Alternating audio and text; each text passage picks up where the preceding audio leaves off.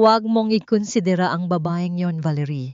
Si Teresa, siya ay isang hamak na labandera lamang na naging asawa ko sa papel. Ikaw ang mahal ko, at ang singsing na ito ay simbolo ng ating hinaharap, hindi nang nakaraan ko sa isang basahan. Ang imega salitang yon ni Nolan ay tila mga patalim na bumaon sa puso ni Teresa habang siya ay nakatayo sa labas ng pintuan ng marangyang suite sa hotel. Sa kanyang mga kamay, hawak niya ang isang maliit na supot ng paboritong kakanin ni Nolan na binili niya gamit ang huling sentimo mula sa kanyang kinita sa paglalaba ng buong araw.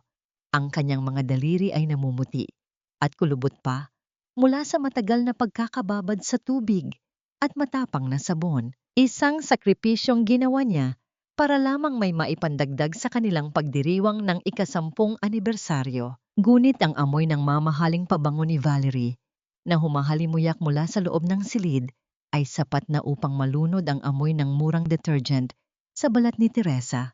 Nanigas ang kanyang buong katawan. Ang bawat tibok ng kanyang puso ay tila isang mabigat na martilyo na dumudurog sa kanyang dibdib. Hindi niya maigalaw ang kanyang mga paa. Tila naging semento ang sahig ng hotel na yon. Ang supot ng kakanin ay dahan-dahang nalaglag mula sa kanyang nanginginig na kamay, ngunit hindi ito lumikha ng anumang tunog sa makapal na alpombra. Gaya ng kanyang pagsisikap sa loob ng 10 taon na nanatiling tahimik at hindi napapansin. Napahawak si Teresa sa kanyang lalamunan na tila may nakabara doon. Isang hikbi na pilit niyang pinipigilan, ngunit nagdudulot ng matinding hapdi.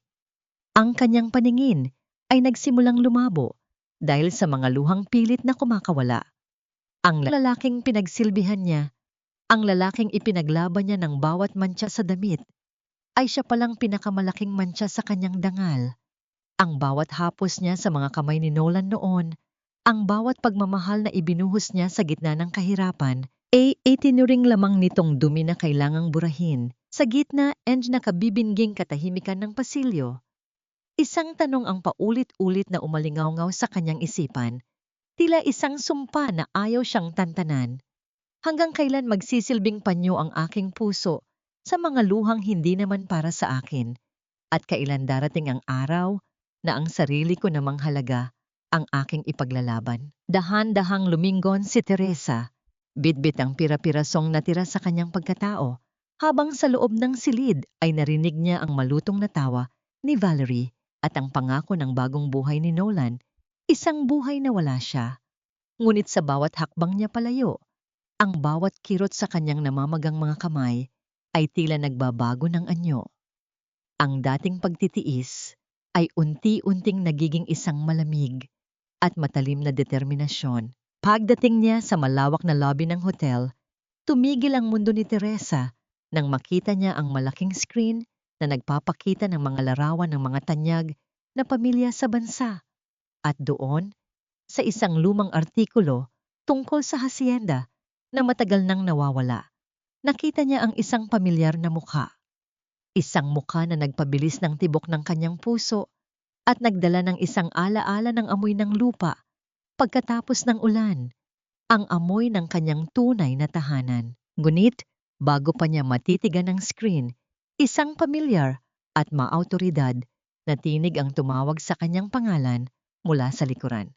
Isang tinig na alam niyang magdadala sa kanya sa isa pang impyerno o baka sa pinto ng kanyang kaligtasan. Huwag mo akong tingnan ng ganyan, Teresa. Kung hindi ka naging pabaya sa sarili mo, hindi maghahanap ng iba ang asawa mo. Ang isang lalaki ay parang ibon. Hindi lilipad palayo kung masarap ang pagkain sa loob ng hawla. Ang tinig ni Doña Imelda ay tila isang malamig na hangin na dumaan sa gitna ng mainit na luhang dumadaloy sa pisanggi ni Teresa. Nakatayo ang matandang babae sa gitna ng sala. Suot ang kanyang mamahaling robe na gawa sa seda, habang si Teresa ay nananatiling nakaluhod sa sahig, basang-basa mula sa malakas na ulan sa labas. Ang bawat patak ng tubig na nahuhulog mula sa kanyang buhok ay lumilikha ng maliliit na lansa sa makintab na tiles. Isang bagay na alam ni Teresa na mamaya lang ay pagagalitan siya dahil sa dumi. Walang imik si Teresa. Ang kanyang katawan ay nanginginig hindi dahil sa lamig ng ulan, kundi dahil sa bigat ng katotohanang bitbit niya mula sa hotel.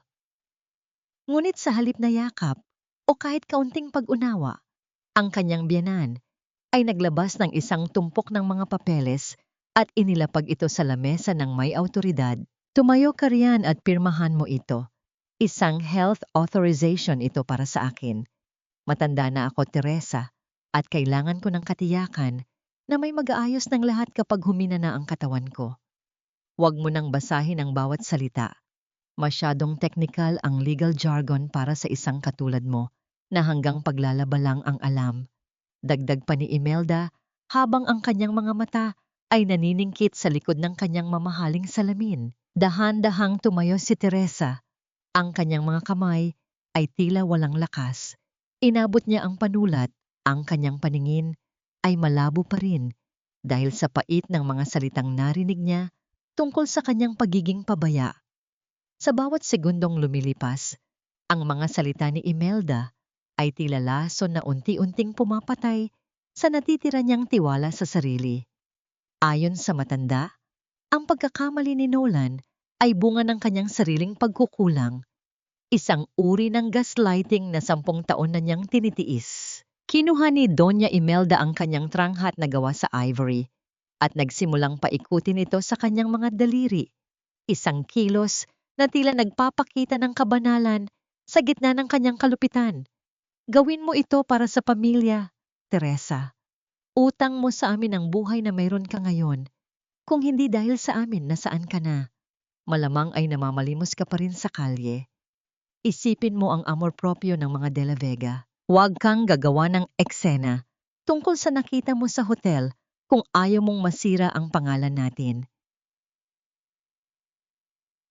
Inilapit ni Teresa ang panulat sa papel. Ang kanyang puso ay sumisigaw na huwag ituloy. Ngunit ang pagod at ang matinding pangangailangan na matapos na ang gabing ito ang nagtulak sa kanya.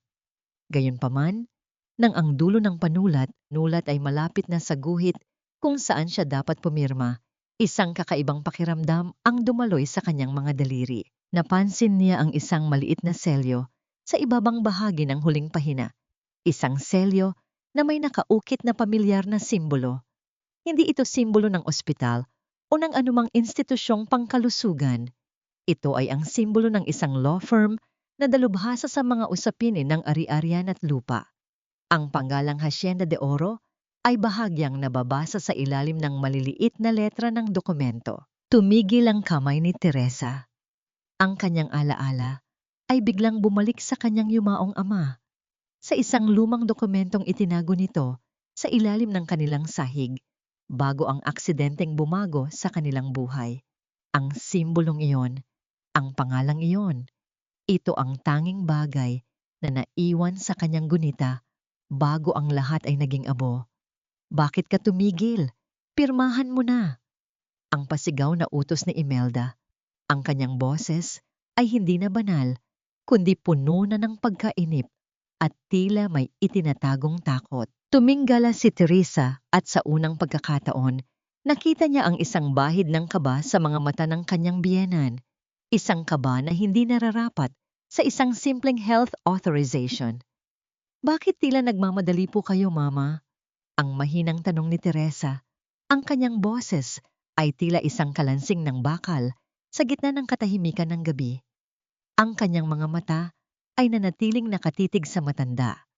Sinusubukang basahin ang bawat guhit ng kasinungalingan sa mukha nito. Eksaktong sa sandaling iyon, ang pinto ng mansyon ay bumukas ng malakas. Pumasok si Nolan, hindi na suot ang kanyang tuxedo at ang kanyang muka ay puno ng galit habang hawak ang kanyang cellphone. Ang kanyang mga hakbang ay mabilis at mabigat na nagpapatigil sa tensyon sa pagitan ng dalawang babae. Nasaan ang dokumento? Kailangan na natin yan bago sumikat ang araw. Ang sigaw ni Nolan. Hindi man lang binibigyan ng pansin ang basang-basang asawa na tila isang anino lamang sa loob ng sarili nilang bahay. Ibigay mo na ang pen sa kanya, Mama. Huwag na tayong magsayang ng oras sa isang taong hindi naman naiintindihan ang halaga ng pinipirmahan niya. Ang mega salitang yon ni Nolan ay parang isang malamig na hampas ng bakal sa gitna ng namamanhid na katawan ni Teresa. Hindi man lang siya tiningnan ng kanyang asawa. Ang atensyon nito ay nakatuon lamang sa orasan at sa mga dokumentong tila mas mahalaga pa kaysa sa buhay ng babaeng 10 taon niyang nakasama. Sa labas, ang dagundong ng kulog ay tila nakikiramay sa bawat pagyanig ng balikat ni Teresa.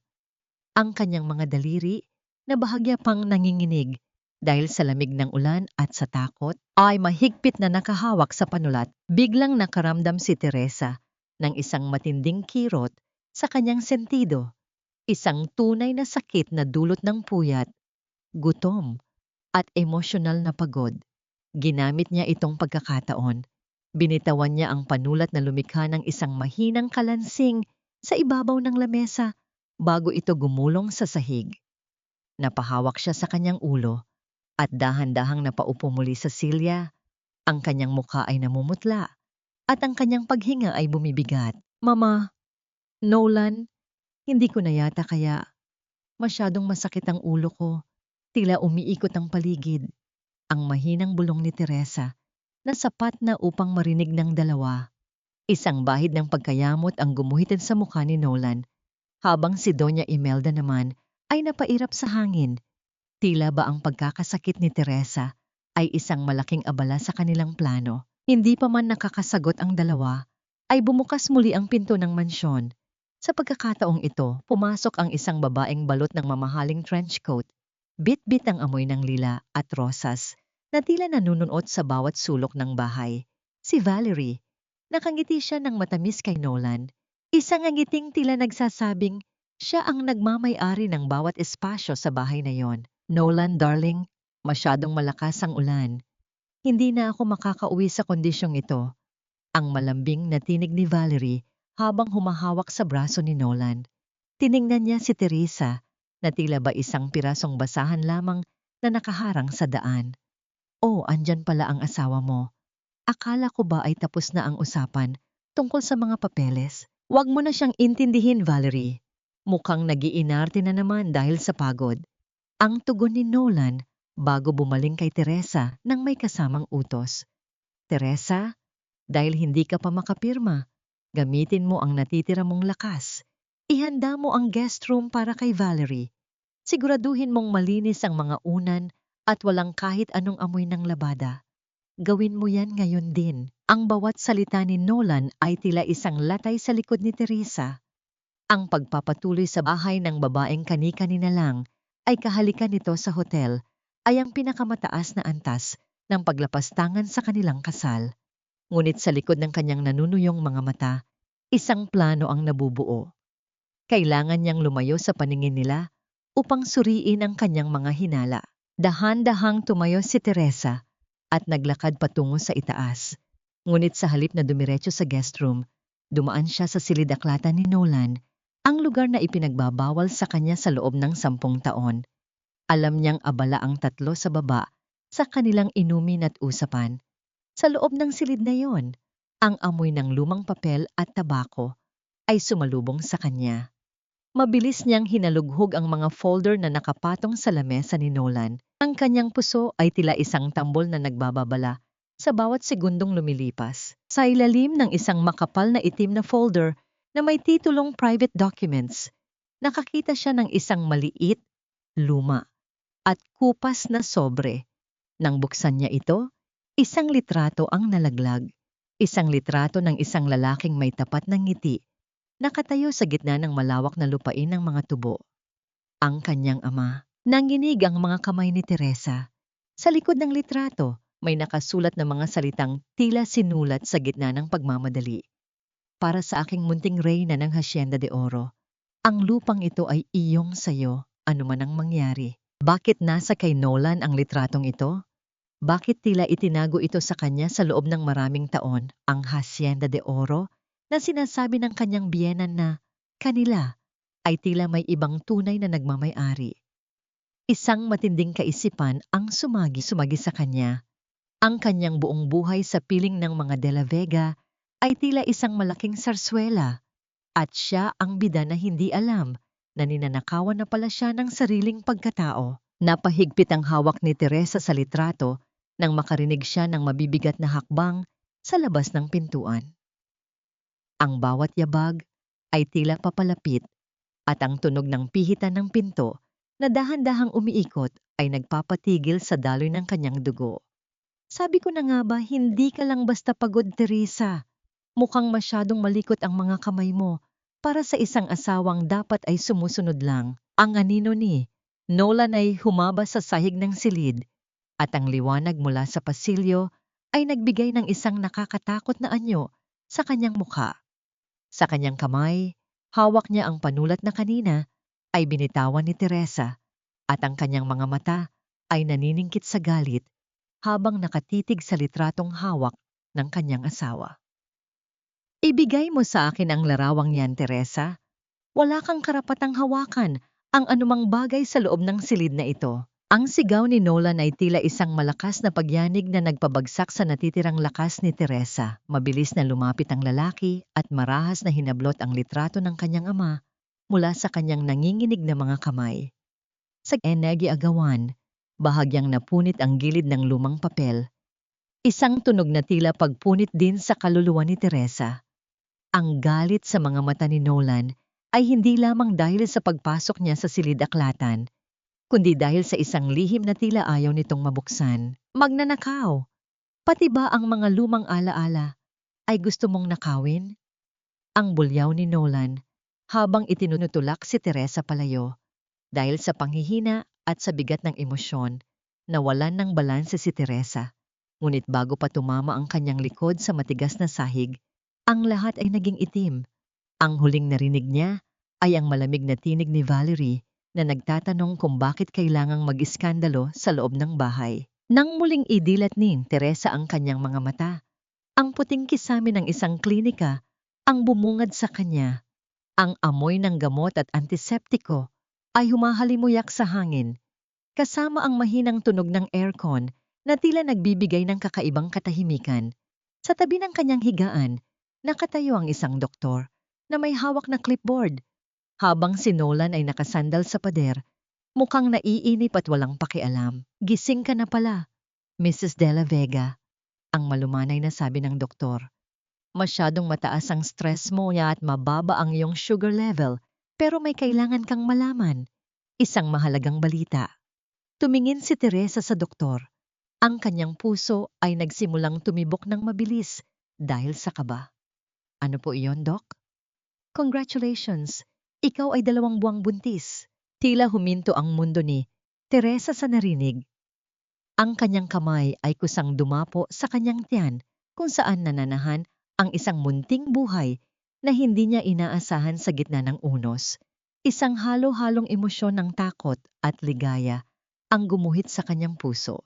Sa wakas, mayroon na siyang dahilan upang magpatuloy. Isang bahagi ng kanyang sarili na hindi kayang nakawin ni Nolan. Ngunit ang inaasahan niyang paglambot ng puso ni Nolan ay hindi dumating.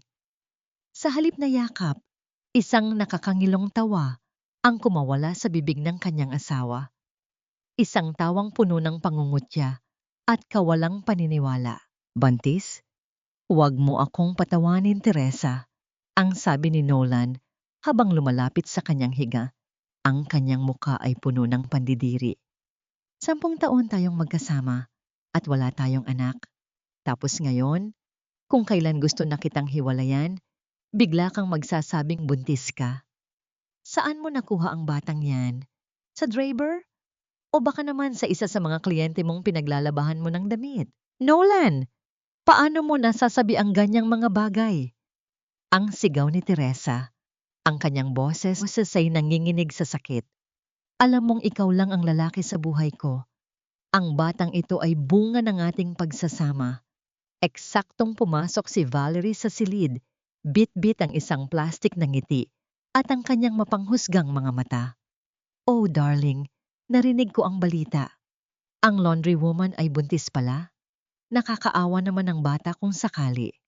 Lalaking may amoy ng sabon at lumalaking busabos. Lumapit si Valerie kay Nolan at kumapit sa braso nito.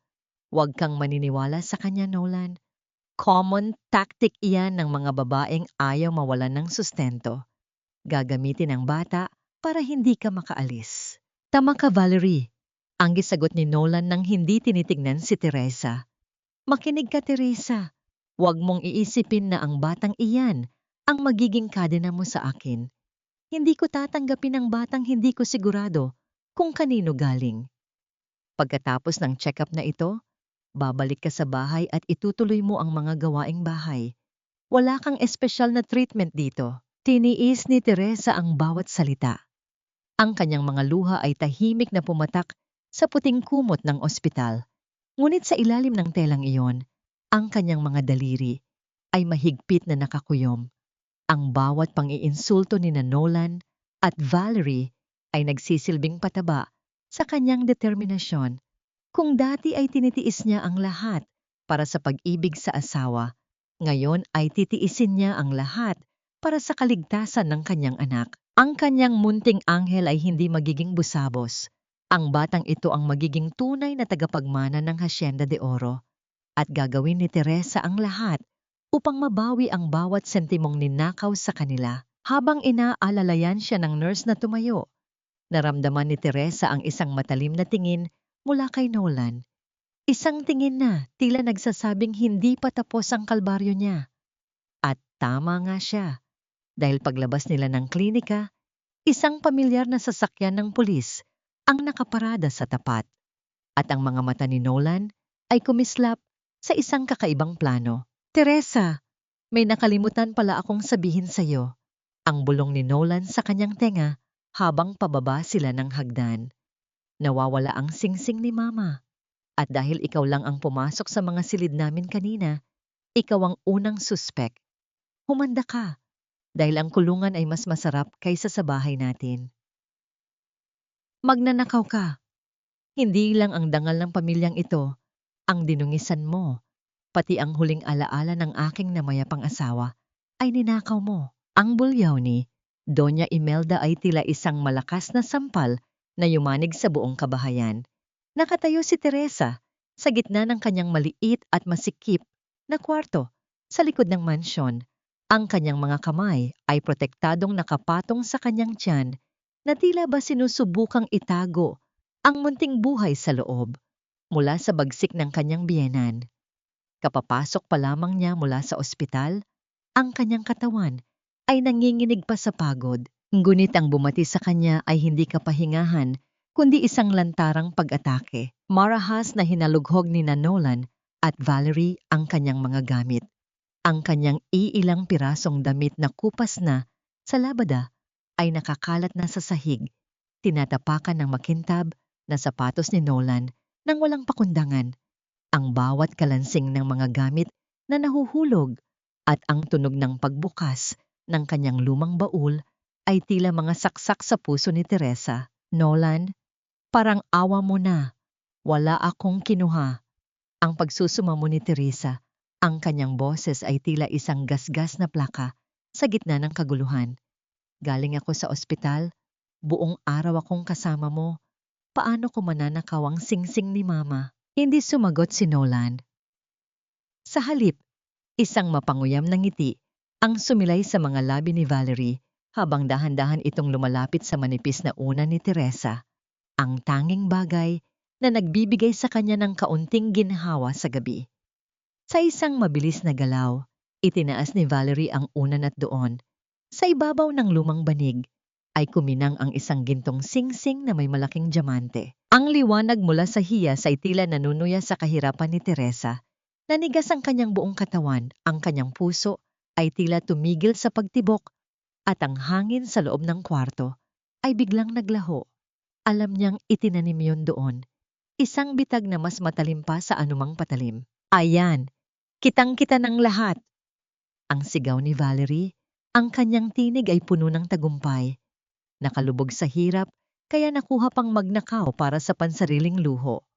Siguro ay ibebenta mo ito para itustos sa batang hindi naman alam kung sino ang ama, no? Lumapit si Nolan kay Teresa. Ang kanyang mga mata ay walang kahit anong bakas ng pag-ibig, kundi purong pandidiri.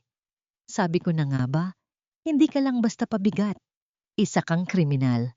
Hindi ko hahayaang manatili ang isang magnanakaw sa ilalim ng aking bubong, sa labas ng kwarto.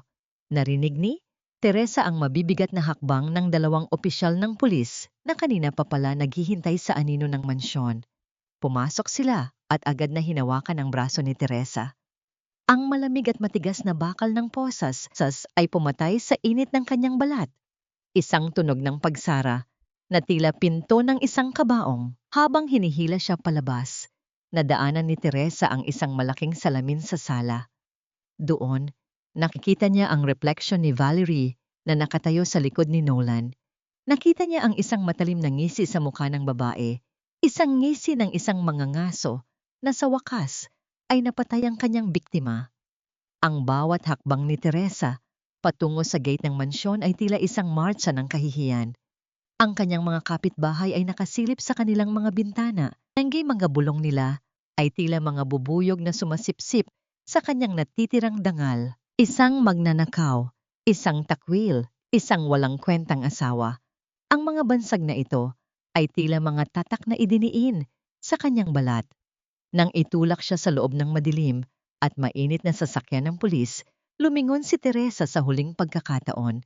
Nakita niya ang mansyon na naging bilangguan niya sa loob ng 10 taon at nakita niya si Nolan na nakatayo sa tabi ni Valerie.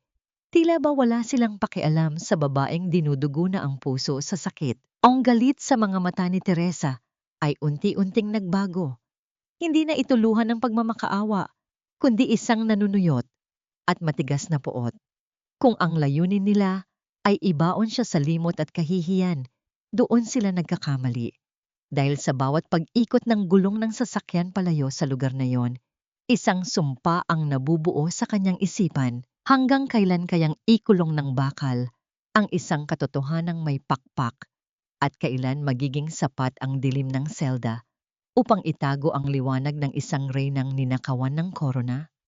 Ang sasakyan ay tuluyan ng lumisan, iniwan ng alikabok sa kalsada, at ang isang buhay na wari, winakasan na. Ngunit sa loob ng selda na naghihintay sa kanya, hindi alam ni Teresa na doon niya matatagpuan ang unang mitya ng kanyang pagbabalik. Walang puwang ang mga luha rito, Teresa.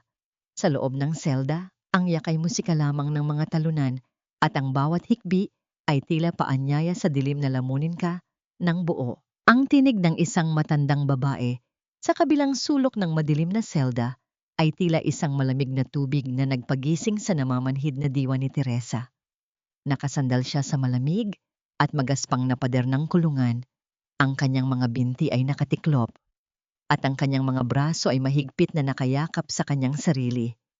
Ang amoy ng kalawang ihi at lumanang semento ay nanunuot sa kanyang ilong, isang masangsang na kapaligiran na malayo sa banggo ng malilinis na labada na dati ay pumupuno sa kanyang bawat araw. Dito, sa gitna ng mga estrangherong may kanya-kanyang kwento ng kasalanan, naramdaman ni Teresa ang pinakamatinding antas ng pangungulila. Ang munting buhay sa kanyang sinapupunan ay tila nagbibigay ng mahinang pintig, isang paalala na sa kabila ng rehas na nakaharang sa kanyang paningin, mayroon pa siyang kayaman ng hindi kayang bawin ni Nolan. Ngunit paano niya mapoprotektahan ang kanyang anak kung ang kanyang sariling pangalan ay nakalubog na sa putik ng kahihiyan? Ang bawat segundo ng katahimikan ay tila isang matalim na karayom na tumutusok sa kanyang puso. Naalala niya ang 10 taon ng pagsisilbi, ang paggising ng maaga upang magluto, ang pagpaplansa ng bawat tupi ng polo ni Nolan, ang pagtitiis sa mga bulyaw ni Doña Imelda. Ang lahat ng kanyang sakripisyo ay nauwi lamang sa malamig na sahig na ito. Ang utang na loob na palaging isinusumbat sa kanya ay naging isang kadenang tila hinding-hindi na niya matatakasan. Teresa? Teresa de la Vega? Ay isang pamilyar na tinig ang bumasag sa kanyang malalim na pag-iisip. Dahan-dahang itinaas ni Teresa ang kanyang ulo at tumingin sa bakal na rehas. Doon, nakatayo ang isang lalaking naka-Amerikana. May hawak na notebook at ballpen, at ang kanyang mga mata ay puno ng gulat at pag-aalala. Leo? Mahinang bulong ni Teresa. Si Leo ay ang kanyang matalik na kaibigan noong kabataan nila sa probinsya. Isang matalinong batang nangako noon na magiging isang matagumpay na tao upang ipagtanggol ang mga naaapi. Ngayon, siya ay isa ng tanyag na investigative journalist. Diyos ko, Teresa, anong nangyari sa'yo? Bakit ka narito? Ang tanong ni Leo. Ang kanyang boses ay puno ng pait. Mabilis siyang lumapit sa rehas at iniabot ang kanyang kamay upang hawakan ang malamig na daliri ni Teresa. Sa pagdapo ng mainit na balat ni Leo, tila bumuhos ang lahat ng emosyong kinikimkim ni Teresa. Sa pagitan ng mga putol-putol na salita, ikinuwento niya ang lahat. Ang pagtataksil ni Nolan, ang pagtatanim ng ebidensya ni Valerie, at ang katotohanan tungkol sa kanyang pagbubuntis. Nakikinig si Leo ng may matinding determinasyon. Ang kanyang panga ay nagngangalit sa bawat detalye ng kawalang katarungan. Makinig ka sa akin, Teresa. Ang seryosong sabi ni Leo habang inilalapit ang kanyang mukha sa rehas. Hindi lang basta pagpapakulong sa iyo ang plano nila. May mas malalim na dahilan kung bakit kanila gustong mawala sa landas. Matagal ko nang iniimbestigahan ang Hacienda de Oro. Ang lupang iyon ay hindi kailanman naging pag-aari ng mga De La Vega sa legal na paraan. Nanlaki ang mga mata ni Teresa. Ang bawat salita ni Leo ay tila isang susi na nagbubukas sa mga pintong matagal nang nakasara sa kanyang isipan. Ang aksidenteng pumatay sa tatay mo 10 taon na ang nakalilipas. Hindi yun aksidente, Teresa. May mga saksi akong nahanap na nagsasabing bago mangyari ang pagguho sa minahan, nakitang kausap ng tatay mo si Nolan at ang matandang Imelda. Ipinaglalban ng tatay mo ang titulo ng lupa dahil sa iyo dapat iyon ipapamana. Dagdag ni Leo, ang kanyang tinig ay tila isang bulong ng nagbabagang apoy. Ang puso ni Teresa ay tila sasabog sa narinig. Ang sakit ng pagkawala ng kanyang ama ay muling bumalik. Ngunit sa pagkakataong ito, kasama na nito ang isang nakakabulag na puot. Ang mga taong pinaglingkuran niya, ang pamilyang itinuring niyang sarili, ay ang mga taong kumuha sa buhay ng kanyang ama at nagnakaw sa kanyang kinabukasan. Ang kanyang pagkatao ay unti-unting nagbabago. Ang malambot at mapagtiis na asawa ay tila natutunaw at mula sa mga abo nito ay bumabangon ang isang babaeng may matalas na hangarin. Hindi na siya iiyak para sa awa, iiyak siya para sa katarungan. Leo, tulungan mo ako. Ang dekalidad na sabi ni Teresa, ang kanyang mga mata ay naglalabas ng isang kakaibang liwanag. Gagawin ko ang lahat. Kahit maging anino ako sa sarili kong bahay, kailangang malaman ng mundo ang katotohanan. Iniabot ni Leo Diompo ang isang maliit na piraso ng tinapay at isang bote ng tubig. Sa pagitan ng mga rehas. Kumain ka, Teresa. Kailangan mo ng lakas. Ilalabas kita rito. Pangako. Ngunit tandaan mo, sa oras na makabalik ka sa mansyong yon, hindi ka na pwedeng maging biktima. Kailangan mong maging mas matalino kaysa sa kanila. Habang paalis si Leo, iniwan niya ang isang huling pangungusap na tila isang sumpa na bumaon sa isipan ni Teresa. Teresa, hindi lang ang katotohanan ang pinatay nila noong gabing iyon. Pinatay rin nila ang tanging taong nakakaalam kung nasaan ang tunay na diwa ng hasyenda. Pero hindi nila alam na ang dugo ng taong iyon ay dumadaloy sa mga ugat mo. Naiwan si Teresa sa dilim, hawak ang tinapay na tila isang sagradong alay. Ngunit sa gitna ng kanyang pag-iisa, narinig niya ang isang mahinang kaluskos mula sa kabilang selda. Isang boses na puno ng misteryo ang bumulong sa kanya mula sa anino. Huwag kang masyadong magtiwala sa lahat ng naririnig mo, anak.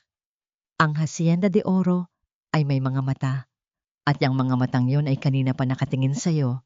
Napalingon si Teresa, ngunit ang tanging nakita niya ay ang kadiliman at ang malamig na liwanag ng buwan na tumatama sa rehas.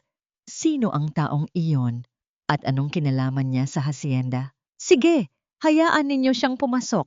Pero huwag ninyong kakalimutan, ang babaeng ito ay hindi na asawa ng anak ko. Siya ay isang hamak na katulong na muling nanlilimos ng pagkakataon sa ilalim ng aking bubong. Ang boses ni Doña Imelda ay tila isang hatol ng kamatayan na umalingaw-ngaw sa malawak na bukana ng mansyon. Nakatayo si Teresa sa tapat ng malaking pintuang gawa sa Nara.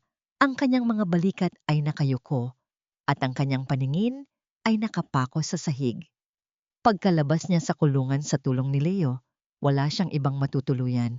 Ngunit higit sa lahat, alam niyang ang katotohanang hinahanap niya ay nakabaon sa loob ng mga pader na ito.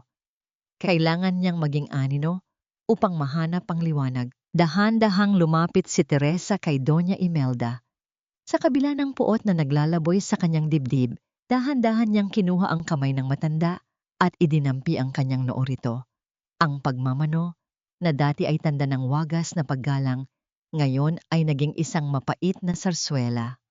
Naramdaman ni Teresa ang panunuyo ng balat ng matanda, isang amoy ng luma at masangsang na pulbos na tila sumisimbolo sa nabulok na moralidad ng pamilyang ito. Salamat po, Mama. Salamat po sa pagpapatuloy sa akin. Ang pabulong na sabi ni Teresa, ang kanyang boses ay tila isang basag na kristal. Ang bawat salita ay isang pagsisinungaling na kailangan niyang gawin upang mabuhay. Mula sa itaas ng hagdan, bumaba si Nolan kasama si Valerie. Nakasuot sila ng mga damit na tila pupunta sa isang malaking pagdiriwang. Nang makita nila si Teresa na nakasuot ng luma at gusot na duster, isang mapanguyam na tawa ang kumawala sa mga labi ni Valerie. Ang tunog ng kanyang mga takong sa sahig ay tila mga martilyo na pumapako sa dangal ni Teresa. Oh, look who's back! Ang aming paboritong magnanakaw ay muling nagbabalik. Ang pangungutya ni Valerie habang hinahaplos ang braso ni Nolan. Siguraduhin mo lang na wala ka nang kukunin dito, Teresa. Dahil sa susunod, baka hindi na selda ang bagsakan mo kundi kalsada. Hindi tumingin si Nolan sa mga mata ni Teresa. Tila ba ang babaeng nagdala ng kanyang apelyido sa loob ng 10 taon ay naging isang hangin na lamang. Ihanda mo ang aming hapunan, Teresa. At pagkatapos, linisin mo ang lahat ng bintana. Sa ikalawang palapag, gusto kong makita ang refleksyon ko ng malinaw bukas ng umaga. Tumango si Teresa ng walang kibo.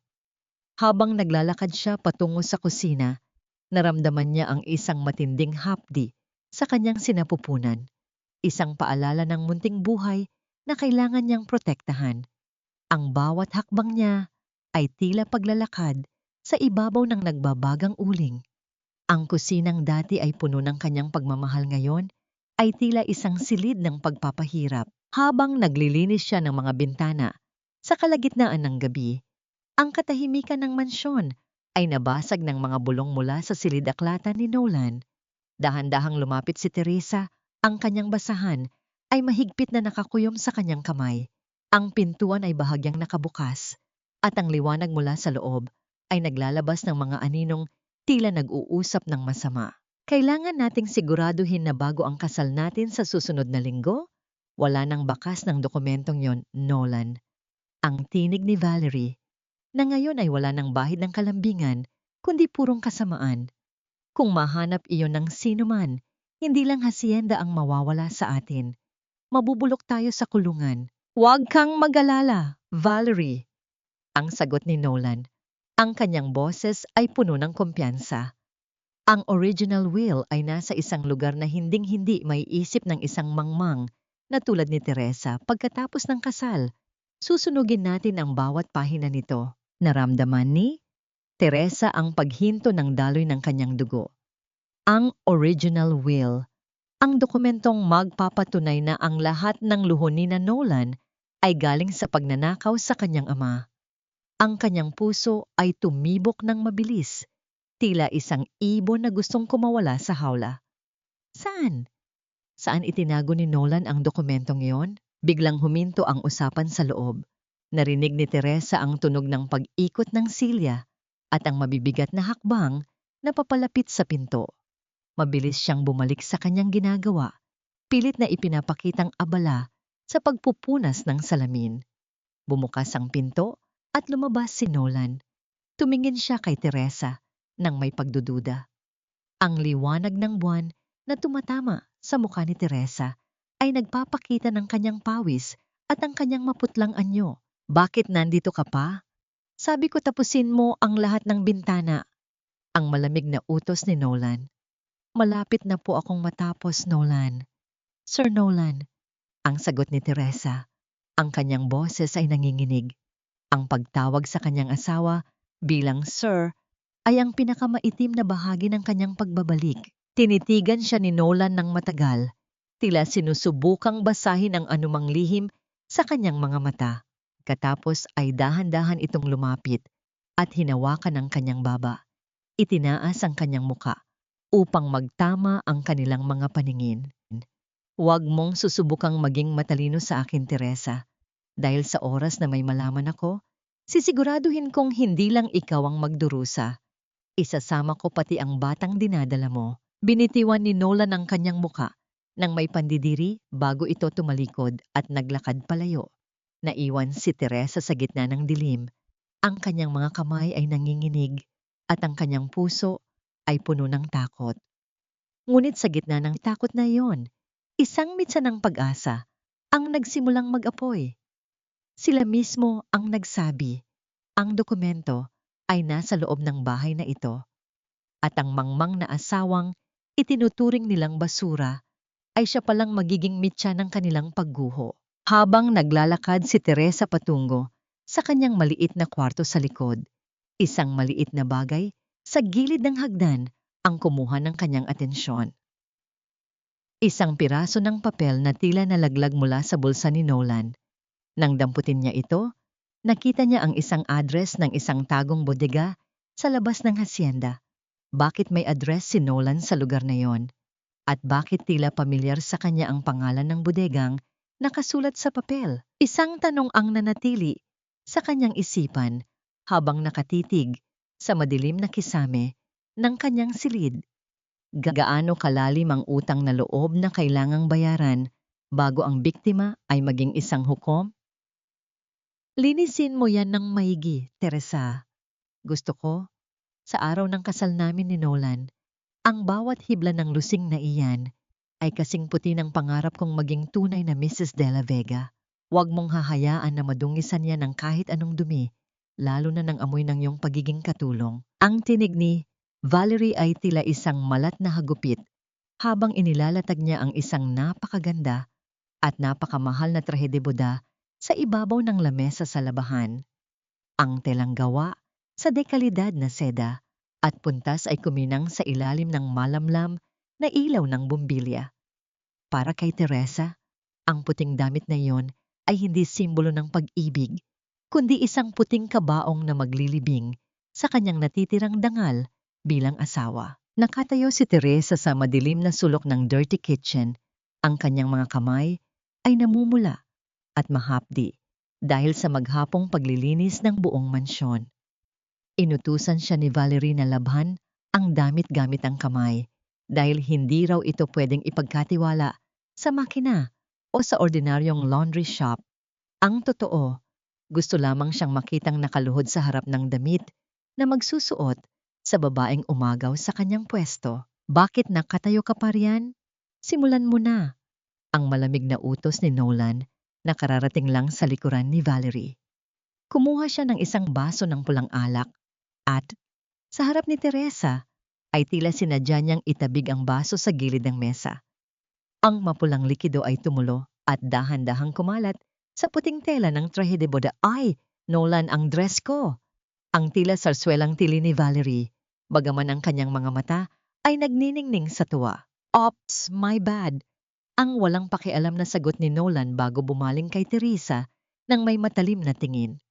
Ayan, Teresa, may mantsa na ang damit ng mapapangasawa ko. Siguraduhin mong mawawala iyan bago sumikat ang araw.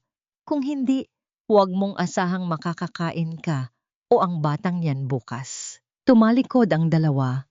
Iniwan si Teresa na mag-isa sa gitna ng malamig na hangin ng gabi. Ang bawat patak ng tubig mula sa gripo ay tila isang mabigat na luha na bumabagsak sa batya. Lumilikha ng isang malungkot na ritmo sa gitna ng katahimikan. Lumuhod si Teresa sa semento. Ang kanyang mga daliri ay nagsimulang kumuskos sa tela. Ang matapang na kemikal ng sabon ay humalo sa kanyang mga sugat. nagdudulot ng isang uri ng hapdi na gumagapang hanggang sa kanyang kalamnan. Habang ang gabi ay lumalalim, ang pagod ni Teresa ay umabot na sa sukdulan.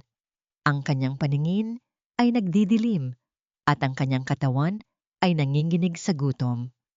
Sa kanyang paghahanap ng isang mas matapang na panlinis sa bodega ng mga lumang kagamitan, ang kanyang paa ay napatitisod sa isang malaking kahon na nakatago sa ilalim ng mga sirang silya. Ito ay ang lumang baul ng kanyang ama, isang baul na gawa sa matigas na kahoy na dati ay ginagamit nilang patungan ng kanilang mga gamit sa hasyenda.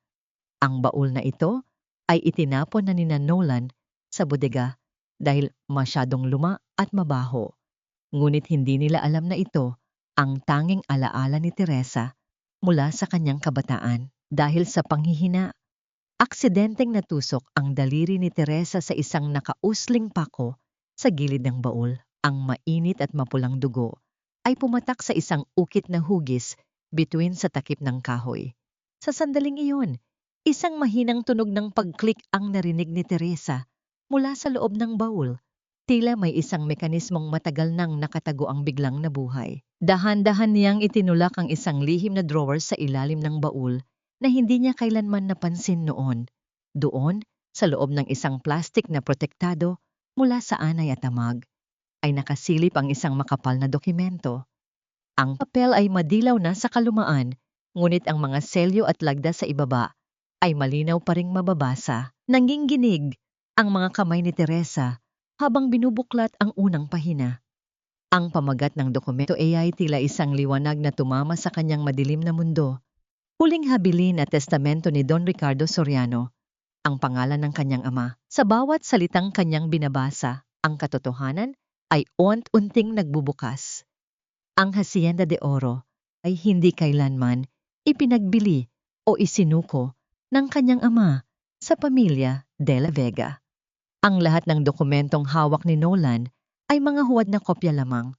Ang orihinal na titulo at ang karapatan sa bawat ektarya ng lupa ay nakapangalan sa iisang tao lamang, sa kanyang kaisa-isang anak, si Maria Teresa Soriano. Napahigpit ang hawak ni Teresa sa dokumento. Ang kanyang mga luha ay pumatak sa papel, hindi na luha ng pagdurusa, kundi luha ng isang hukom na nahanap na ang katibayan ng kasalanan. Ang trahe de boda ni Valerie, na nakababad sa tubig, ay tila naging isang basahan na lamang sa paningin ni Teresa. Ngunit sa gitna ng kanyang pagkagulat, isang anino ang biglang sumulpot sa pintuan ng bodega. Ang tunog ng pag-ikot ng pihitan ng pinto ay dahan-dahang bumasag sa katahimikan. Anong ginagawa mo rito sa dilim, Teresa? At ano yang hawak mo? Ang tinig ni Doña Imelda ay puno ng paghihinala. Ang matanda ay nakatayo sa bukana. Hawak ang isang kandila na naglalabas ng isang nakakatakot na liwanag, habang ang kanyang mga mata ay nakapako sa dokumentong pilit na itinatago ni Teresa sa likod ng kanyang likuran. Ibigay mo sa akin ang papel na yan, Teresa. Huwag mo akong subukan, dahil alam mo kung anong kaya kong gawin sa isang katulong na pamilyar sa pagnanakaw. Ang boses ni Doña Imelda ay tila isang matalim na kidlat na bumasag sa katahimikan ng madilim na bodega. Ang liwanag mula sa hawak niyang kandila ay sumasayaw sa kanyang muka, nagbibigay ng isang nakakatakot na anyo sa kanyang naniningkit na mga mata. Sa bawat dahan-dahang hakbang ng matanda, ang tunog ng kanyang tsinelas sa sementadong sahig ay tila isang babala ng paparating na unos. Mabilis na isininggit ni Teresa ang dokumento sa loob ng kanyang basang apron, pilit na hindi nagpapakita ng anumang kaba sa kanyang muka, kahit na ang kanyang puso ay tila isang tambol na gustong kumawala sa kanyang dibdib. Ang lamig ng basang tela sa kanyang balat ay humahalo sa init ng kanyang pawis. Wala po akong kinuha, Mama. Ang mahinang tugon ni Teresa, ang kanyang boses ay nanginginig, ngunit puno ng determinasyon. Isang lumang tela lang po ito, nagagamitin ko sanang pangkuskos sa mantsa ng damit ni Valerie. Ayaw ko po kasing madunggisan ang trahe de boda. Huminto si Doña Imelda sa harap ni Teresa. Ang amoy ng kandila at ang masangsang na amoy ng luma ay namamayani sa pagitan nila.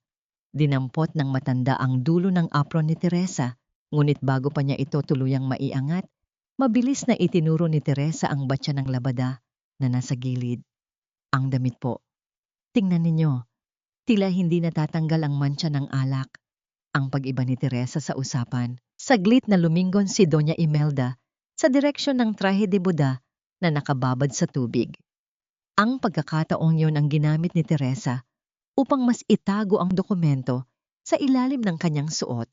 Isang matalim na tingin ang ibinigay sa kanya ng matanda bago ito bumitiw ng may pandidiri.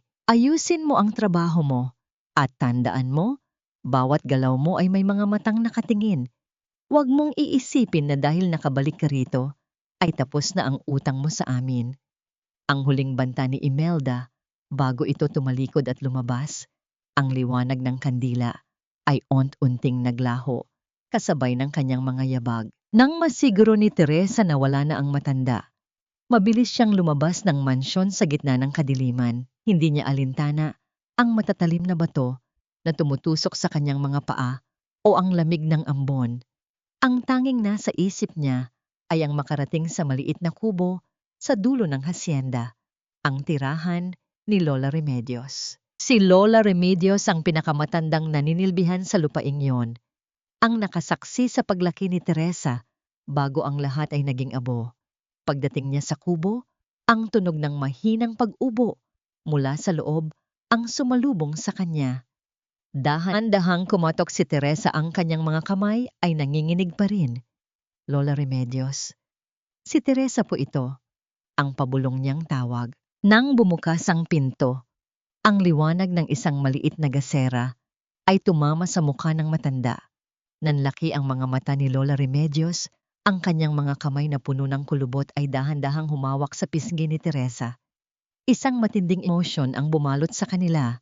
Ang muling pagkikita ng dalawang kaluluwang pinagbuklod ng iisang lihim. Senyorita, ang hihikbi ng matanda, isang bansag na matagal nang hindi naririnig ni Teresa. Bumalik ka. Akala ko ay tuluyan ka ng nilamon ng kadiliman ng mga De La Vega. Pinapasok ni Lola Remedios si Teresa, at doon, sa gitna ng simpleng kubo, ay sinimulang suklayin ng matanda ang buhok ni Teresa. Isang tradisyon nila noong bata pa siya pagkatapos ng bawat fiesta. Sa bawat hagod ng suklay, ang mga alaala ng masayang Hacienda de Oro ay muling nabubuhay. Lola, totoo ba? Ako ba talaga ang nagmamay-ari ng lupang ito? Ang tanong ni Teresa.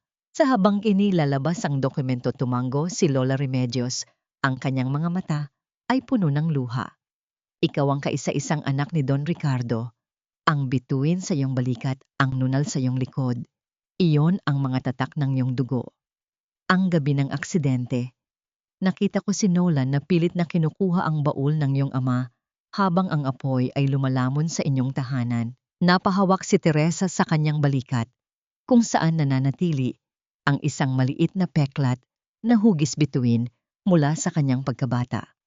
Ang bawat salita ni Lola Remedios ay tila isang sandata na nagbibigay sa kanya ng lakas na hindi niya kailanman naramdaman. Ngunit sa gitna ng kanilang pag-uusap, ang katahimikan ng gabi ay muling nabasag.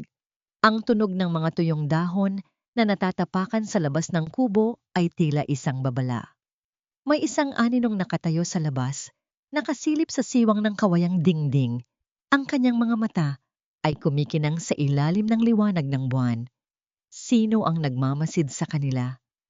At hanggang kailan mananatiling lihim ang muling pagkabuhay ng tunay na reyna ng hacienda? Teresa, tumakbo ka na. Ang pabulong na babala ni Lola Remedios nang mapansin ng anino. Huwag kang hahayaang mahuli nila rito. Ang hacienda ay may mga mata, at ang mga matang yon ay uhaw sa iyong katotohanan.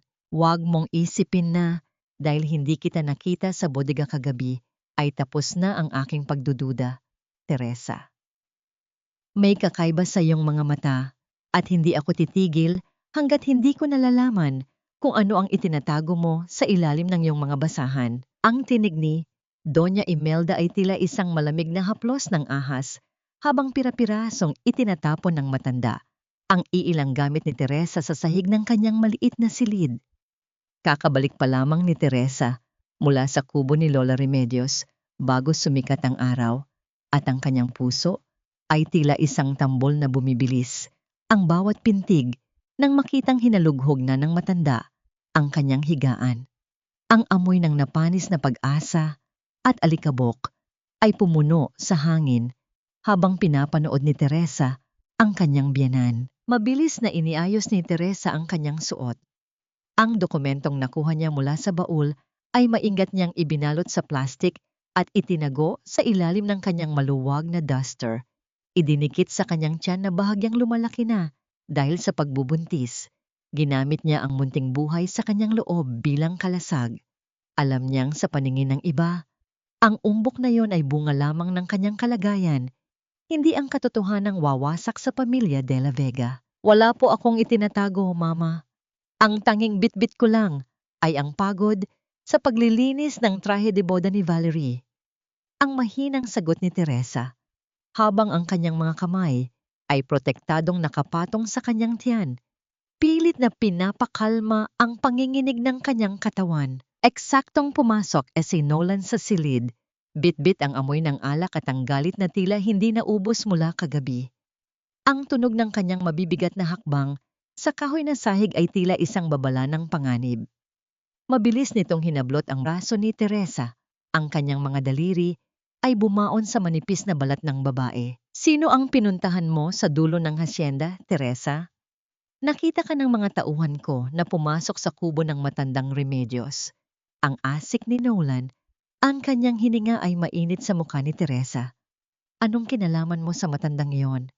Huwag mong sabihing naghahanap ka na naman ng kakampi para siraan ang pamilya ko. Bago pa makasagot si Teresa, naramdaman niya ang isang malakas na impact. Ang tunog ng palad ni Nolan na dumapo sa kanyang pisngi ay umalingaw-ngaw sa apat na sulok ng silid, isang matalim na sakit na nagdulot ng panlalabo ng kanyang paningin. Napasandal siya sa pader, ang kanyang tenga ay nabibingi sa ugong ng sampal, ngunit sa kabila ng sakit, ang unang naisip ni Teresa ay ang protektahan ang dokumentong nasa kanyang tiyan. Nolan, darling, bakit mo ba inaaksaya ang lakas mo sa babaeng yan? Ang tinig ni Valerie na sumulpot sa pintuan, may hawak na baso ng juice at isang mapanuyang ngiti. Dapat ay pinalayas na yan noon pa.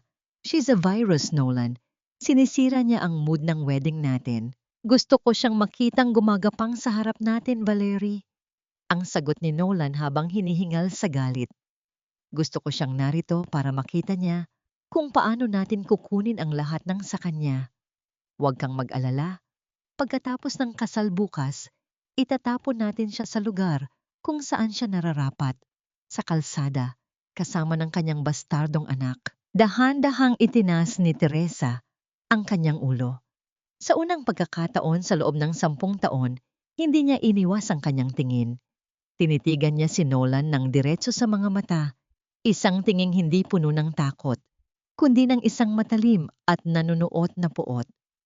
Ang sakit sa kanyang pisngi ay tila naging isang medalya ng kanyang determinasyon.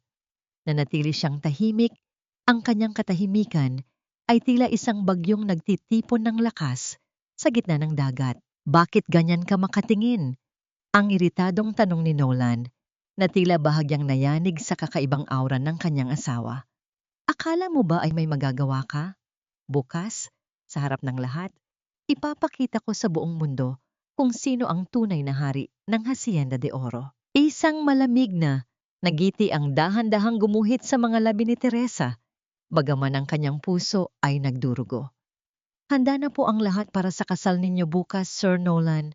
Ang trahe de boda, ang mga bisita, at ang regalong hindi ninyo kailanman malilimutan. Napakunot ang noo ni Nolan sa narinig.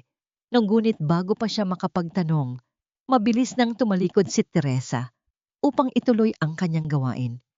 Ang bawat hakbang niya palayo ay tila isang martsa patungo sa digmaan.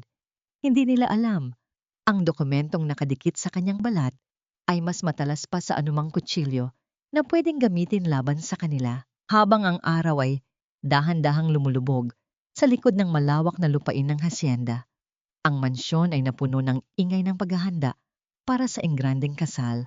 Ngunit sa gitna ng mga bulaklak at musika, si Teresa ay nakatayo sa balkonahe, nakatingin sa kadiliman ng gabi. Isang huling gabi ng pagtitiis, isang huling gabi ng pagiging alipin. Bukas, Nolan, bukas, ang bawat sampal na ibinigay mo ay babalik sa iyo sa anyo ng katotohanang kikitil sa iyong karangyaan.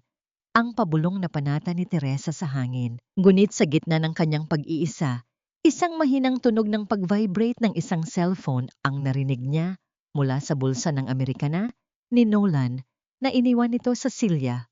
Nang lumingon si Teresa, nakita niya ang isang pangalan sa screen na nagpabilis muli ng kanyang tibok ng puso. Isang pangalang matagal nang patay sa kanyang alaala, ngunit ngayon ay muling nabubuhay upang baguhin ang lahat ng kanyang plano. Sino ang taong tumatawag kay Nolan sa bisperas ng kasal? At anong sikreto ang bitbit nito na maaring maging mitsa ng mas malaking panganib para kay Teresa? Ang bawat nota ng piano na umaalingaw-ngaw sa malawak na ballroom ng hotel ay tila mga hakbang ng isang hatol na papalapit. Ang amoy ng libu-libong sariwang puting rosas ay humahalimuyak sa hangin. Pilit na tinatakpan ng baho ng kasinungalingang nakabalot sa engrandeng pagdiriwang na ito. Ito ang parehong hotel kung saan, ilang buwan lang ang nakalilipas, ay nakatanggap si Teresa ng isang sampal na dumurog sa kanyang pagkatao. Ngunit ngayon, malamig na hangin ng aircon ay tila bumubulong ng ibang kwento. Nakatayo si Nolan sa harap ng altar, kumpiyansa sa kanyang mamahaling tuksido, habang si Valerie ay dahan-dahang naglalakad sa gitna ng pasilyo. Ang puting trahe de boda na nilabhan ni Teresa ng may kasamang dugo at pawis ay kuminang sa ilalim ng mga kristal na chandelier. Ang bawat hakbang ni Valerie ay tila isang martsa ng tagumpay, habang si Doña Imelda ay nakaupo sa unang hanay, may hawak na tranghat at isang mapagmataas na ngiti. Eksaktong sa sandaling itinanong ng pari, ang huling pagkakataon, kung mayroon bang tumututol sa pag-iisang dibdib ng dalawa. Ang malaking pintuan sa dulo ng ballroom ay bumukas ng may malakas na tunog ng paghampas ng kahoy sa pader. Ang lahat ng mata ay lumingon. Ang katahimikan ay naging kasing bigat ng tingga. Doon, sa gitna ng liwanag, nakatayo si Teresa. Hindi na siya suot ang kupas na duster o ang apron na may mantsa ng sabon. Nakasuot siya ng isang simpleng asul na dress na nagpapakita ng kanyang dignidad. Ang kanyang buhok ay maayos na nakapusod at ang kanyang mga mata ay naglalabas ng isang liwanag na mas matindi pa kaysa sa mga diamante ni Valerie. Itigil ang kasal, ang sigaw ni Teresa. Ang kanyang boses ay hindi nanginginig. Ito ay malakas, buo, at puno ng awtoridad na tila nanggagaling sa kailaliman ng lupain ng hasyenda. Teresa, anong kabaliwan ito?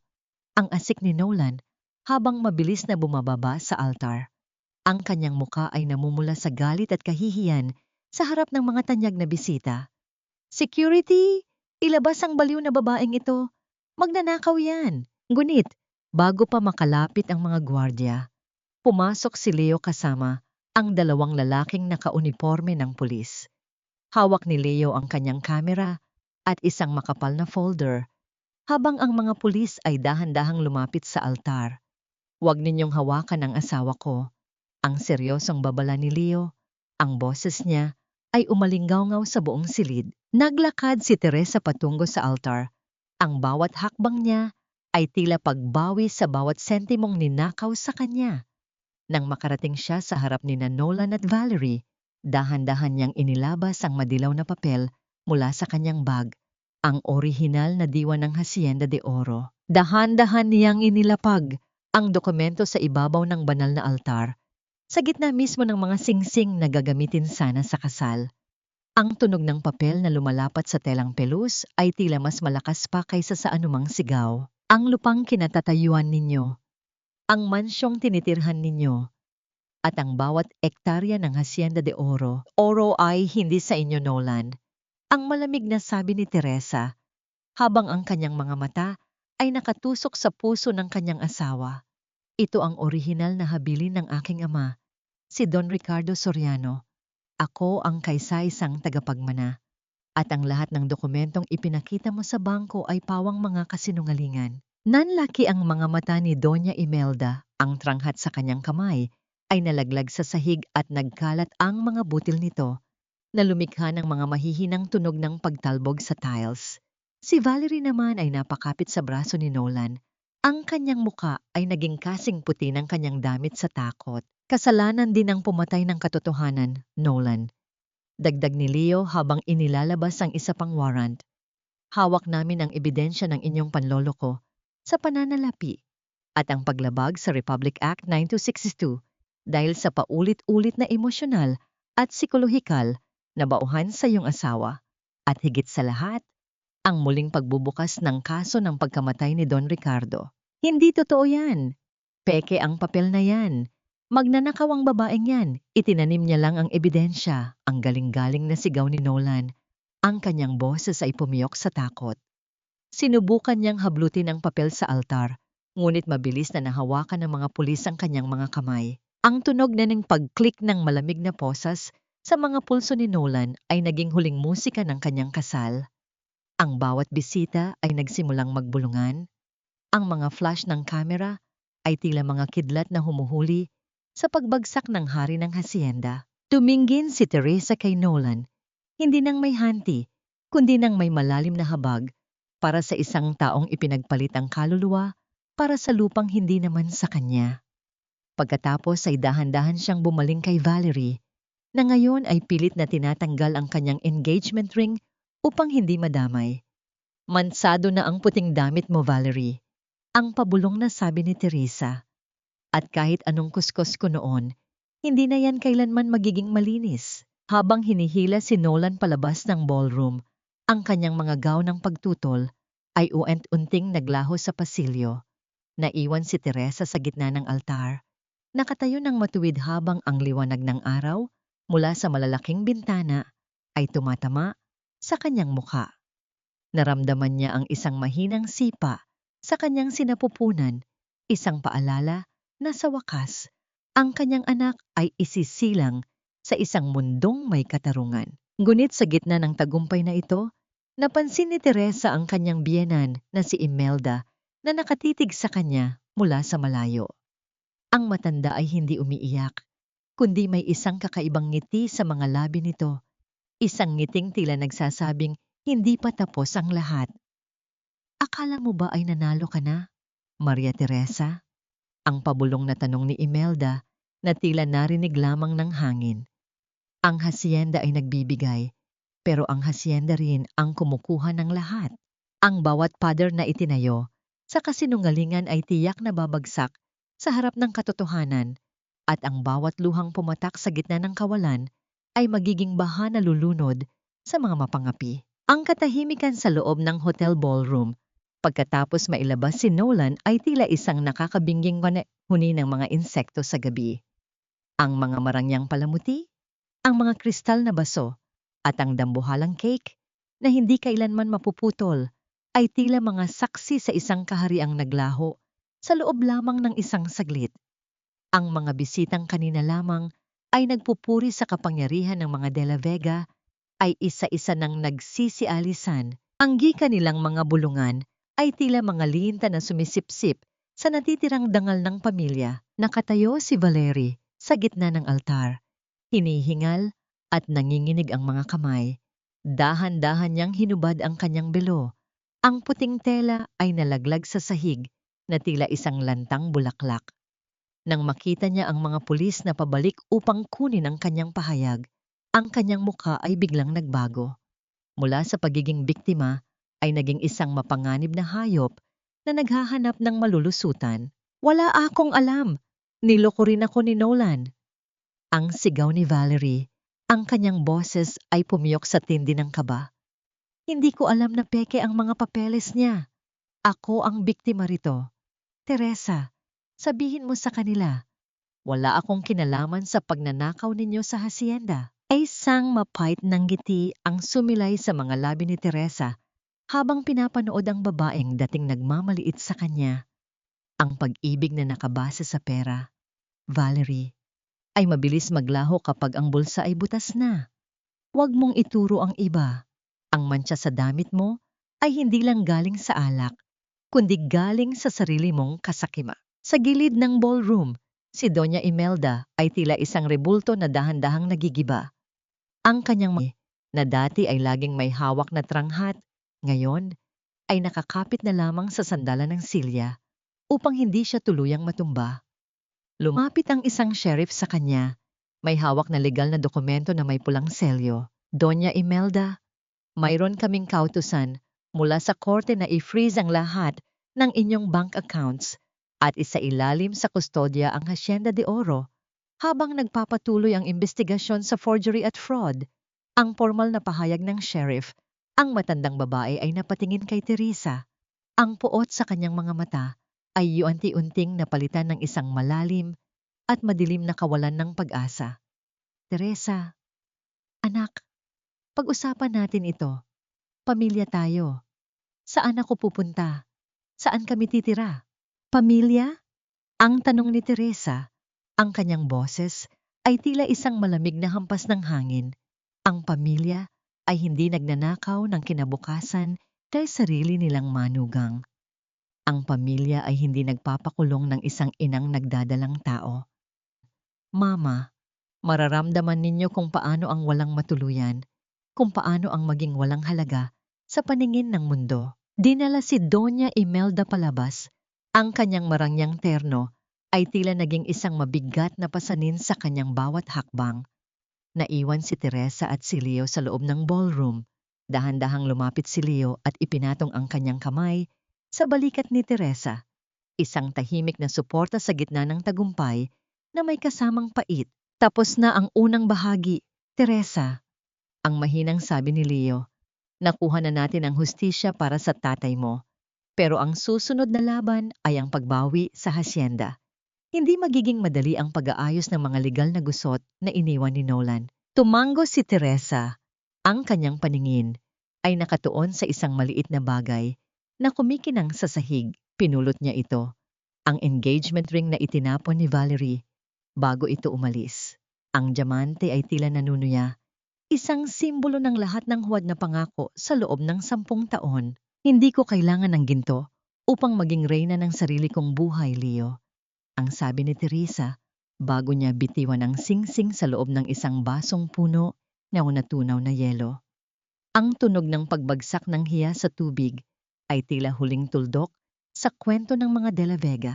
Habang naglalakad sila palabas ng hotel, ang sikat ng araw ay tumama sa mukha ni Teresa. Ngunit sa labas ng gusali, isang pamilyar na itim na sasakyan ang nakaparada at ang driver nito ay dahan-dahang bumaba. Isang lalaking may malalim na pilat sa mukha.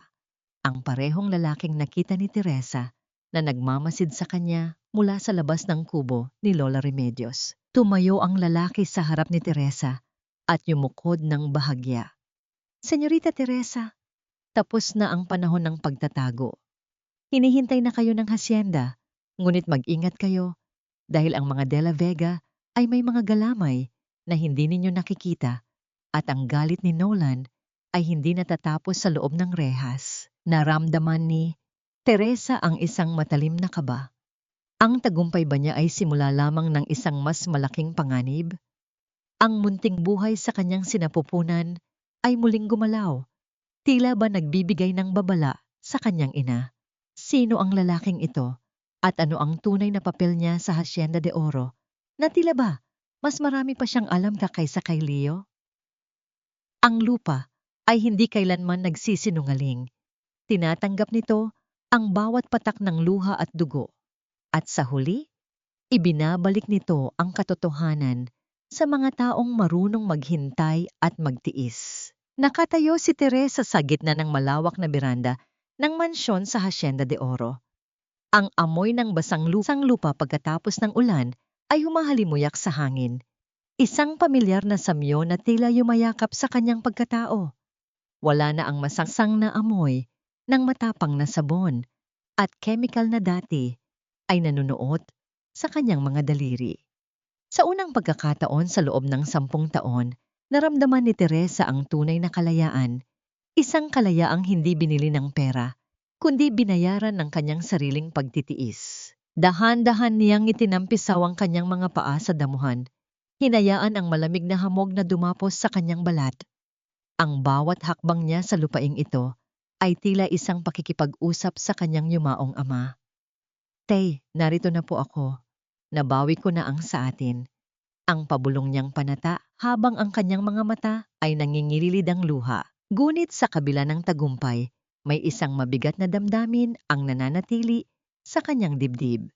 Dahan niyang hinawakan ang kanyang tiyan. Ang munting buhay sa loob niya ay isang buhay na bunga ng isang pagkakamaling tinawag niyang pag-ibig.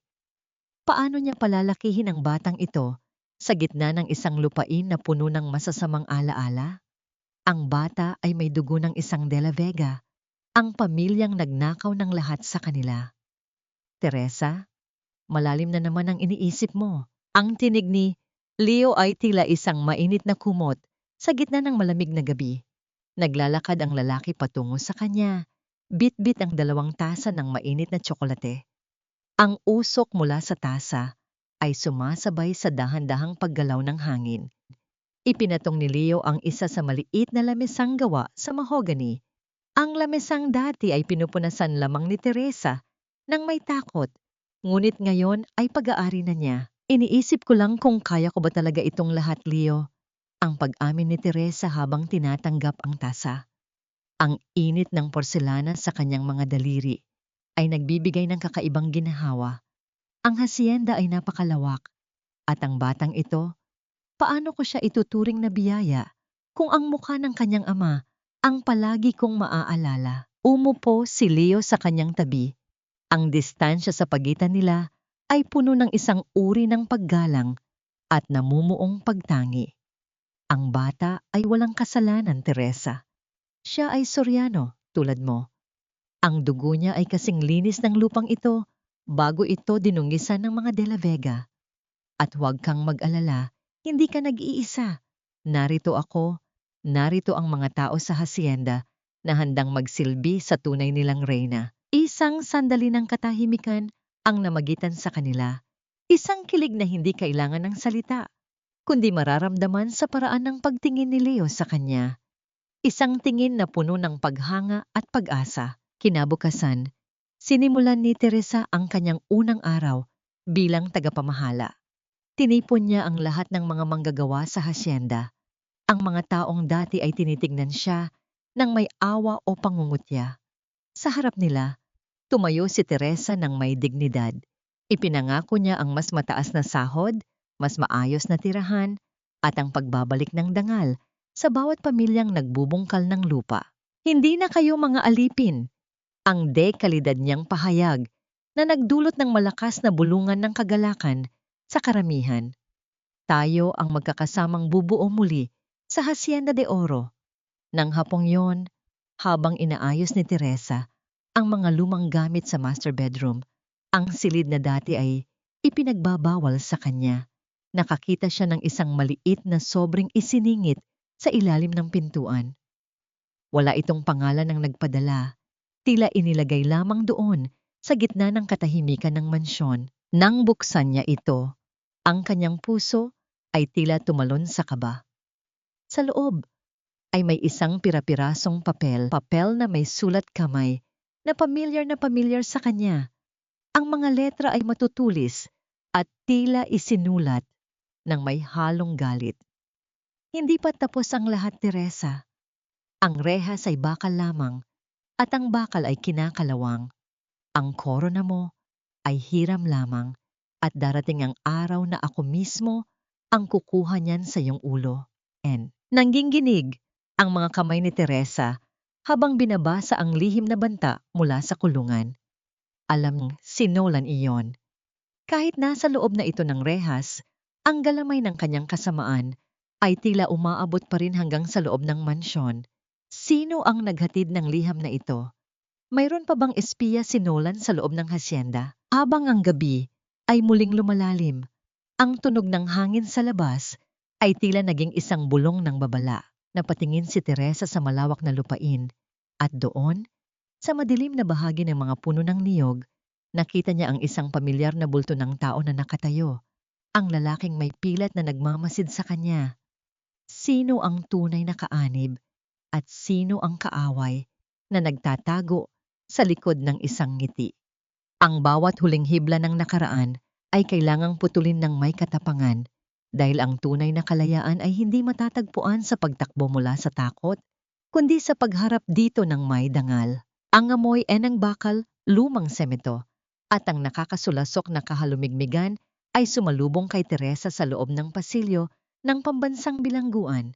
Ang bawat hakbang niya sa malamig na sahig ay lumilikha ng isang mahina at matigas na tunog na umaalingaw-ngaw sa katahimikan.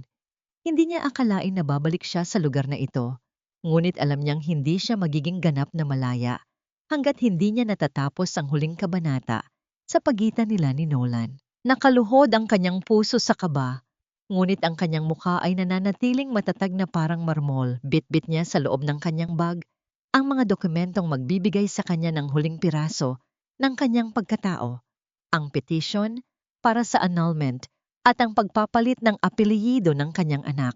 Nang makarating siya sa bisita ang silid, nakita niya si Nolan sa likod ng makapal na salamin.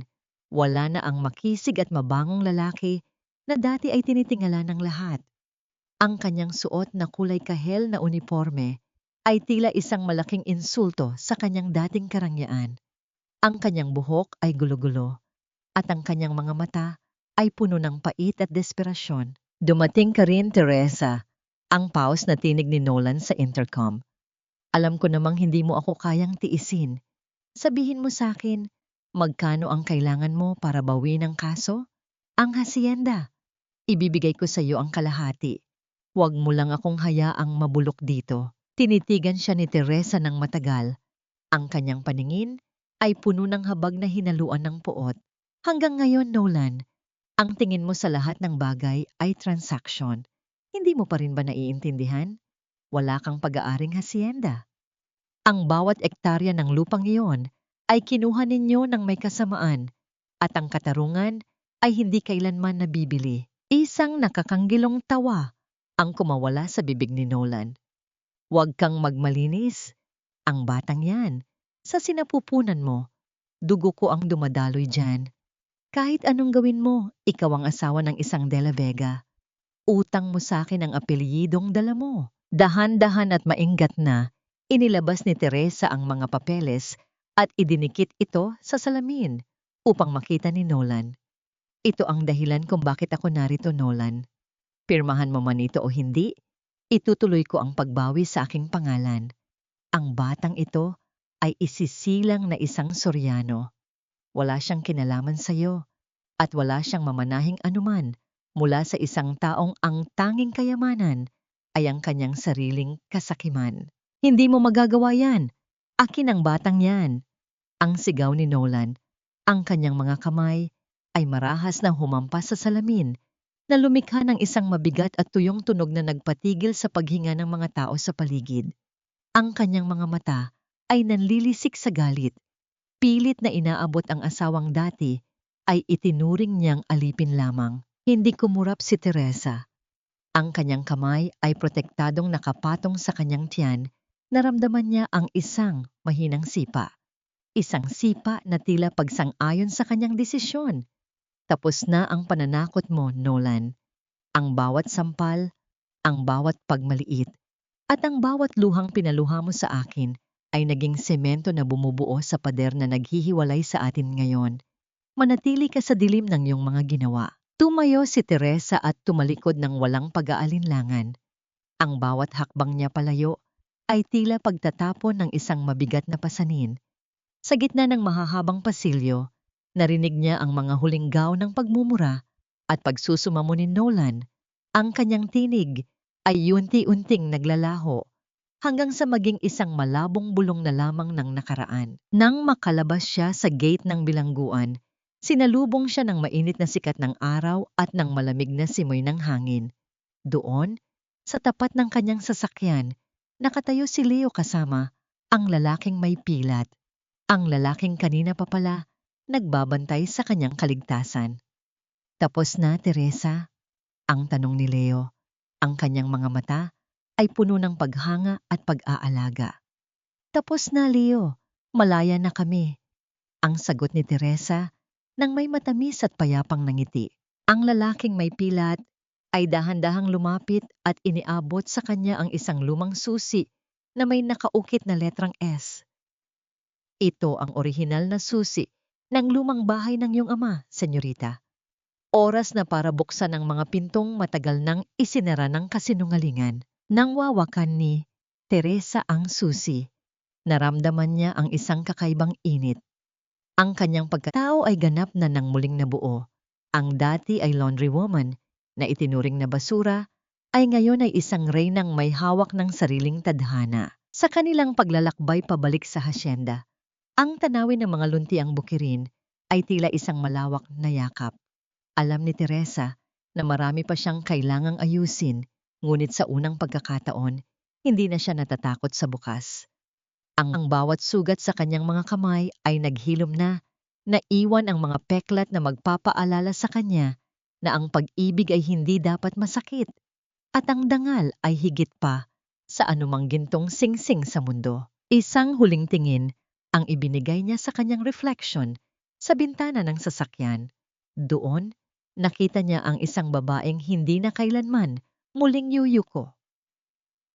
Ang halimuya ng mga bulaklak ng kape at ang sariwang amoy ng lupang basa sa hamog ang siyang sumalubong sa unang pagmulat ng mga mata ni Maria Teresa. 1 taon na ang nakalilipas mula nang ang bawat gabi niya ay nababalot ng amoy ng matapang na sabon at ang bawat umaga ay puno ng takot sa bulyaw ng ibang tao. Ngayon, sa loob ng master bedroom ng mansyon sa Hacienda de Oro, ang tanging tunog na gumigising sa kanya ay ang malambing na pag-awit ng mga ibon sa labas ng bintana at ang mahinang paghinga ng isang munting anghel sa kanyang tabi. Dahan-dahang bumanggon si Teresa at pinagmasdan ang kanyang anak na si Ricardo na ipinangalan niya sa kanyang yumaong ama. Ang sanggol ay may mahahabang pilikmata at isang tapat na ngiti. Habang natutulog, isang buhay na sumisimbolo sa kanyang tagumpay laban sa lahat ng unos. Ang bawat haplos ni Teresa sa mambot na pisengge ng anak ay tila isang gamot na tuluyang nagpapahilom sa mga sugat ng nakaraan. Wala na ang kalyo at pamamaga sa kanyang mga kamay. Ang megadaliri niya ngayon ay malinis at puno ng pagmamahal. Naglakad siya patungo sa balkonahe, bit-bit ang isang tasa ng mainit na kape. Mula sa itaas, natatanaw niya ang malawak na lupain na ngayon ay muling nagbibigay ng masaganang ani. Ngunit higit sa kayamanan, ang pinakamalaking tagumpay ni Teresa ay ang itinayo niyang Asoriano Sanctuary. Isang pundasyon para sa mga kababaihang naging biktima ng pang-aabuso, lalo na ang mga dating katulong at labandera na tulad niya. Nais niyang iparamdam sa kanila na ang kanilang mga kamay, gaano man ito kapagod, ay may kakayahang humawak ng sariling tadhana. Maga ka na namang nagising, Teresa. Mukhang hindi mo talaga maiwan ang ganda ng bukang liwayway dito sa hasyenda. Ang tinig ni Leo ay tila isang pamilyar na musika na nagpabilis ng tibok ng puso ni Teresa. Naglalakad ang lalaki patungo sa kanya. Suot ang isang simpleng puting polo at ang kanyang mga mata ay nagniningning sa ilalim ng unang sinag ng araw. Sa loob ng 1 taon, nanatili si Leo sa kanyang tabi, hindi bilang isang tagapagtanggol lamang, kundi bilang isang kaibigan na unti-unting nagiging katuwang sa buhay. Hindi ko lang gustong masayang ang bawat sandali ng kalayaang ito, Leo. Ang tugon ni Teresa nang may matamis na ngiti. Minsan, parang panaginip pa rin ang lahat. Lumapit si Leo at dahan-dahang hinawakan ang kamay ni Teresa. Ang init ng kanilang mga palad ay nagtagpo ng may kasamang malalim na pangako. Hindi ito panaginip, Teresa. Ito ang bunga ng iyong katapangan. At kung papayagan mo ako, gusto kong makasama ka sa bawat bukang liwayway na darating. Hindi na bilang iyong abogado o kaibigan, kundi bilang lalaking magmamahal sa iyo at sa anak mo ng buong tapat.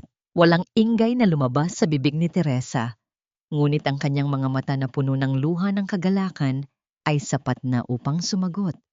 Sa gitna ng katahimikan ng umaga, naramdaman ni Teresa ang huling piraso ng kanyang pagkatao na dahan-dahang kumumpleto. Ang tanong na dati ay nagpapahirap sa kanya kung nagpatawad na ba siya ay mayroon na ngayong sagot. Hindi niya kailangang kalimutan ang sakit, ngunit hindi na ito ang nagdidikta sa kanyang buhay. Ang kapayapaan ay hindi ang pagkawala ng gulo sa nakaraan, kundi ang pagkakaroon ng pag-asa para sa hinaharap. Naisip niya si Nolan at si Doña Imelda na ngayon ay nahaharap sa mahabang panahon sa loob ng bilangguan para sa kanilang mga kasalanan. Wala na siyang nararamdamang galit, kundi isang malalim na habag.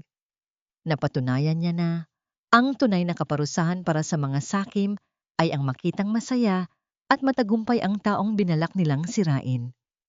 Salamat, Leo. Salamat sa pananatili.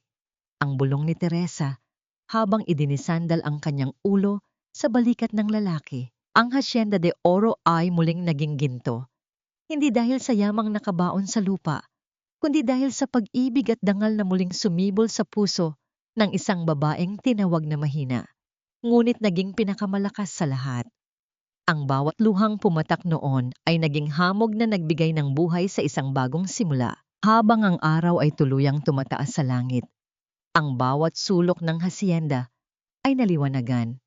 At sa huling pagkakataon, lumingon si Teresa sa kanyang anak na ngayon ay gising na at naglalaro ng kanyang mga maliliit na daliri. Isang aral ang ibinulong niya sa hangin para sa lahat ng mga kababaihang nakikinig sa kanyang kwento. Ang danggal ay hindi ibinibigay ng iba. Ito ay isang kayamanang ikaw mismo ang dapat mag-ingat at muling bumuo. Ang kwento ni Teresa, ang labandera na naging reyna, ay natapos na ng may isang matamis at hindi malilimutang halimuyak ng tagumpay tatham. Ang bawat sinag ng araw sa Hacienda de Oro ay paalala na ang gabi, gaano man ito kadilim, ay palaging may hangganan. Ang amoy ng kape at ang tawa ng isang sanggol ang naging bagong awit ng tagumpay ni Maria Teresa, isang awit ng paglaya at muling pagkabuo. Magamahal kong tagapakinig, maraming salamat sa inyong matiyagang pagsama sa akin hanggang sa huling istasyon ng kwentong ito.